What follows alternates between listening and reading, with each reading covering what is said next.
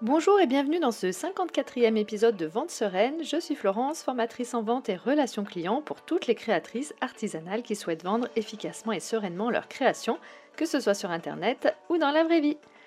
Alors aujourd'hui, j'avais envie de te parler un peu d'Instagram. Tu sais certainement que c'est mon réseau social préféré, mais bien sûr, tout ce que je vais dire concerne les réseaux sociaux en général. Et je voulais parler plus particulièrement de notre obsession.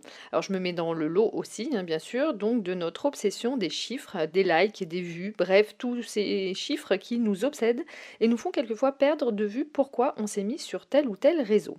Alors je suis sûre que cela t'arrive parfois, je dirais même souvent à mon avis, de poster quelque chose et de te retrouver à checker frénétiquement tes likes, pardon, les commentaires, aussi ton nombre d'abonnés a augmenté ou pas, etc. Et alors on a un gros problème avec ce petit cœur rouge là qu'on attend, qui nous rassure si on le voit apparaître.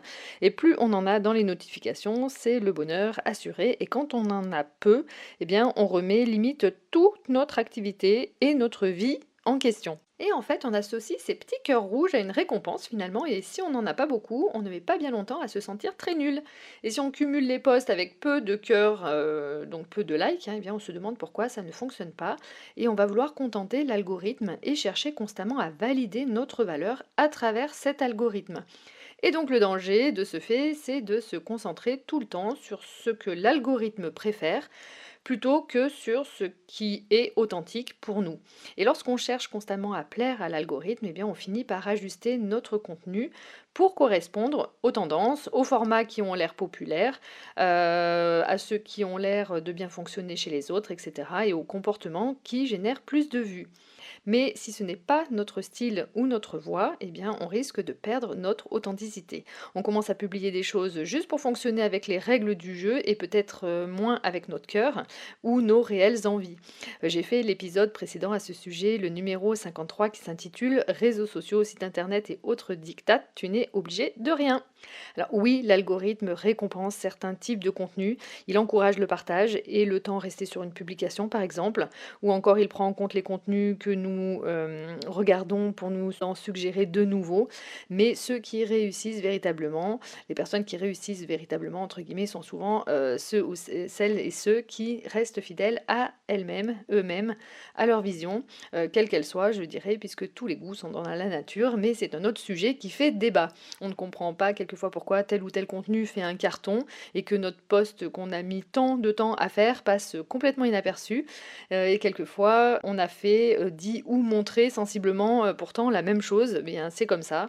Et c'est là que tu vas peut-être comprendre qu'il n'y a pas de recette miracle.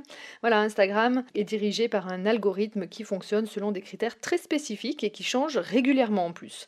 Donc le même contenu posté par deux personnes différentes peut être perçu de façon totalement différente par l'algorithme parce qu'il prend en compte une multitude de facteurs comme l'engagement passé, les interactions avec ta communauté, le moment où tu publies peut-être aussi, ou même l'heure où ton propre public est le plus actif, et beaucoup d'autres facteurs qu'on ne connaît pas.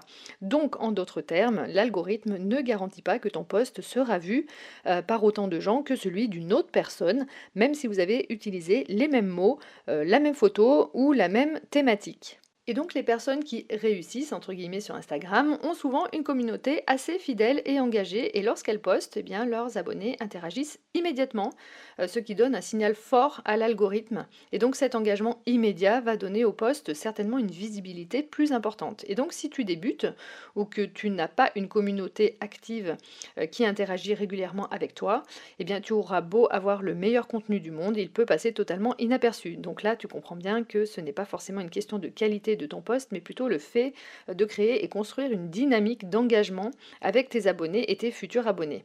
Donc plaire à l'algorithme, c'est bien, mais plaire à tes abonnés et ton audience cible, c'est mieux.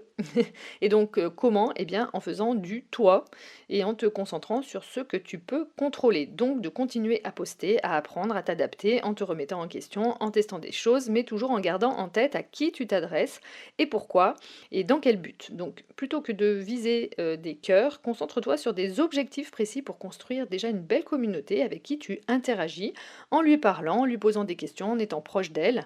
On le sait à présent, poster une publication et attendre que ça se passe, eh bien ça ne suffit pas. Le contenu qui attire et fidélise ne se limite pas à l'esthétisme, il doit aussi créer un lien. Et si le contenu reste froid et distant, c'est ce que l'on va récolter aussi, un engagement distant, voire inexistant. Donc on publie pour connecter et pas pour impressionner. Donc demande-toi à chaque post si ce que tu publies répond aux intérêts de ta cible et ce que cela va donner envie de rester ou revenir. Alors oui, je vais mettre un petit bémol à ça. Bien sûr que beaucoup de personnes publient pour impressionner et ça marche, mais demande-toi si c'est ce que ta cible demande ou pas. C'est vraiment, il faut souvent regarder la différence entre être influenceuse et être créatrice et vendre des choses. Voilà, c'est tout un équilibre vraiment à trouver. On peut être influenceuse et vendre des choses, bien évidemment, mais c'est un gros équilibre à trouver, un juste équilibre à trouver entre les deux, entre influencer, impressionner, mais aussi publier des choses qui te ressemblent vraiment. Et c'est ce qui va compter, c'est la relation avec ta communauté et l'impact de ton contenu sur leur vie. Et rappelle-toi que le nombre de likes ou de commentaires sur un post ne reflète pas la qualité de ton travail ou de tes créations. Et ça, c'est super important. C'est vraiment important de le comprendre, sinon on a vite fait d'abandonner déjà. Et j'ai fait un post il y a quelques jours à ce sujet, au sujet du nombre d'abonnés et de la crédibilité qui y était rattachée. En gros, certains, beaucoup même, pensent que si tu as peu d'abonnés, ce que tu fais ou dis n'a pas de valeur ou de crédibilité. J'en ai fait les frais puisque c'est une personne qui m'a laissé un gentil commentaire en me demandant si je pensais être crédible avec mes 243 abonnés sur YouTube. Alors, outre le fait que cette personne n'a pas compris que mon podcast était écouté sur différentes plateformes, et donc j'ai des auditeurs différents un petit peu partout, des abonnés et des auditeurs un peu partout, et que j'étais sur Instagram avec une plus grosse communauté, mais je dirais que ça c'est un détail, cette personne a soulevé un point intéressant, c'est de croire que 100 likes ou 100 abonnés, ou peu d'abonnés, on n'est rien, on ne vaut rien. Comme si toute ta vie en dépendait et que ton expérience et ton expertise ne valaient strictement rien. Dans son commentaire, elle a purement effacé, vraiment tout simplement, mes 25 années d'expérience dans la vente et la relation client. Tout ça parce que sur YouTube, j'avais 243 abonnés. Et c'est ce que toi, tu fais. Tu te dévalorises si tu n'as pas un nombre de likes suffisant ou un nombre d'abonnés suffisant. Tu te remets en question en te disant que tu n'es pas légitime, que ce que tu fais, ça ne convient pas, c'est tout pourri. Et hop, le syndrome de l'imposteur dans toute sa splendeur. Donc syndrome de l'imposteur dont je parle souvent, sujet tellement important que c'était d'ailleurs le sujet de mon podcast, de l'épisode, pardon, de mon podcast numéro 2. Sans compter que c'est aussi renier finalement le fait que 243 abonnés, ce sont quand même des personnes derrière, des êtres humains, pas des chiffres. Et ce qu'il faut bien comprendre, c'est que quel que soit le réseau social, il y a de tout, il y a à boire et à manger.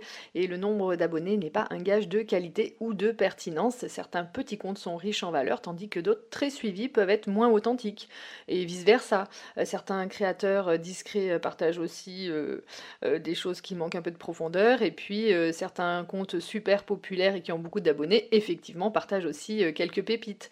Donc voilà, Instagram, c'est vraiment un mélange de tout. Les réseaux sociaux sont un mélange de tout. Ne te fie surtout pas qu'au nombre d'abonnés pour juger de la crédibilité d'un compte. Donc je répète, le nombre de likes ou de commentaires ne reflète pas, absolument pas, la qualité de ton travail ou de tes créations. Et ta valeur ne se mesure pas à un compteur. Et ça, c'est vraiment important de le comprendre. Instagram et son algorithme ne sont pas les garants de ton expérience, ton expertise et ton savoir-faire. Avoir 243 abonnés ou 345 000, ça ne change rien à ton travail. Ce qui compte, c'est ce que tu construis et pour qui tu le fais, pas le nombre affiché en haut de ton profil. Donc ce qui va faire ta crédibilité, c'est déjà la qualité de ce que tu proposes, l'impact que tu as sur ton audience et ta manière d'aider, d'inspirer ou toucher les bonnes personnes. Je dis bien les bonnes personnes car ça ne sert à rien d'avoir une tonne d'abonnés qui ne s'engagent pas et qui ne te correspondent absolument pas. Il vaut mieux avoir une plus petite communauté en touchant les bonnes personnes, celles qui sont réellement intéressées par ce que tu fais. Alors évidemment, un gros compteur d'abonnés fait plaisir à voir, bien sûr, ça fait un peu gonfler aussi l'ego, mais ce n'est pas forcément ce qui va t'apporter des ventes ou de l'engagement si la plupart des personnes ne s'intéressent pas plus que ça à ton contenu et ton art, ta passion, et qui sont arrivées là en voyant de la lumière, voilà, ces personnes-là sont entrées et voilà. Mieux vaut avoir 100 abonnés qui aiment ce que tu fais que 10 000 qui ne calculent aucun de tes posts. Et donc en te concentrant sur les bonnes personnes, celles qui s'intéressent sincèrement à ton univers, eh bien, tu vas créer une sorte de cercle vertueux petit à petit. Et donc ces personnes auront peut-être plus envie d'interagir avec toi, de partager tes posts et d'avoir un échange sincère. C'est une démarche plus authentique et durable que de courir après des chiffres. La qualité de l'engagement vaudra toujours mieux que la quantité. Et c'est aussi important de se rappeler qu'on n'a pas toutes les mêmes moyens, les mêmes ressources, ni le même temps à consacrer à Instagram. Il y a certaines personnes qui ont plus de ressources, d'expérience aussi, ou même une équipe pour les aider que tu ne vois pas forcément, même pas du tout. Et ça change aussi la donne. Donc se comparer ou s'obséder avec des chiffres comme le nombre d'abonnés ou de likes ne tient pas compte de tout ça. Donc ce qui compte, ce n'est pas d'avoir les mêmes résultats que les autres, mais de construire quelque chose d'authentique qui te ressemble, à ton rythme et surtout avec les moyens dont tu disposes. Et ta communauté se développera pour les bonnes raisons, pas parce que tu cherches à suivre un modèle qui n'est pas le tien. Alors pour ne pas céder à l'obsession des likes et des abonnés, il est nécessaire vraiment de se recentrer, de recentrer ton énergie sur ce qui est vraiment important, ton message, ton authenticité et les liens que tu crées avec ta communauté. Donc pose-toi les bonnes questions, pourquoi je partage ce contenu, tel ou tel contenu, qu'est-ce que je veux transmettre, et en te concentrant et en concentrant ton intention plutôt que sur le résultat immédiat, eh bien, tu changes ton état d'esprit. Et au lieu de chercher la validation à travers les chiffres, eh bien, tu te connectes avec ce qui te passionne et avec les personnes qui te soutiennent, même silencieusement. Et là, je vais insister sur les personnes silencieuses. Ce n'est pas parce que ces personnes-là ne likent pas ou ne commentent pas qu'elles ne sont pas intéressées par ton contenu, par tes créations, etc. Elles sont là, elles te lisent peut-être, elles s'inspirent de ce que tu partages, parfois sans jamais se manifester. Et ces personnes peuvent malgré tout avoir un impact énorme sans que tu le saches. Elles parlent peut-être de toi sur leur réseau, elles partagent en privé, à leur entourage. Elles se sont peut-être notées des créations en idée de cadeaux quand elles auront l'occasion ou l'argent, même si ce n'est pas pour tout de suite, et peuvent même être des clientes fidèles un jour. Donc on a tendance à ne voir que ce qui est visible, comme les likes ou les commentaires, mais l'engagement silencieux existe et il est tout aussi précieux. Alors même si ces personnes restent dans l'ombre, je ne suis pas pour supprimer leur abonnement comme j'ai encore récemment entendu pour plaire à l'algorithme. Il ne faut pas confondre, à mon sens, plaire à l'algorithme et au réseau social, parce qu'il attend quelque chose de toi, et ton véritable objectif de vente. L'algorithme est un outil, pas une fin en soi.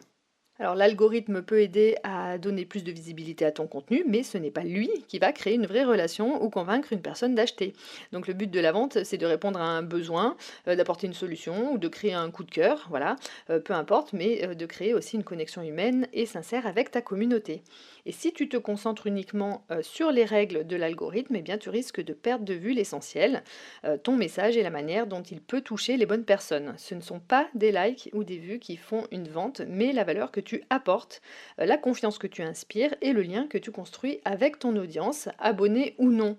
Alors oui, utilise les réseaux pour être visible, mais n'oublie jamais, le cœur de ton activité, c'est de parler à des humains, pas à un algorithme.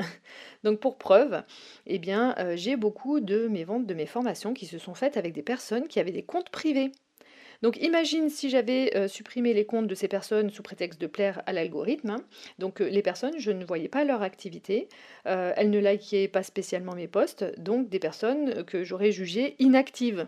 Donc voilà, si je les avais supprimées, eh bien je serais passée à côté de ces opportunités de vente simplement parce que je me serais fiée à des critères purement vraiment techniques. C'est un peu comme si tu tenais une boutique et que tu refusais l'entrée à quelqu'un qui n'avait pas posé de questions dès son premier pas dans la boutique, et peut-être que cette personne observe, réfléchit, prend le temps de connaître ton univers avant de faire un achat, et ce n'est pas parce qu'on ne les voit pas agir immédiatement à ces personnes que ces personnes ne sont pas intéressées ou qu'elles ne comptent pas. On ne peut jamais deviner qui parmi ces abonnés silencieux deviendra un véritable client demain. Et ça fait partie des a priori qu'il faut laisser de côté dans la vente et la relation client.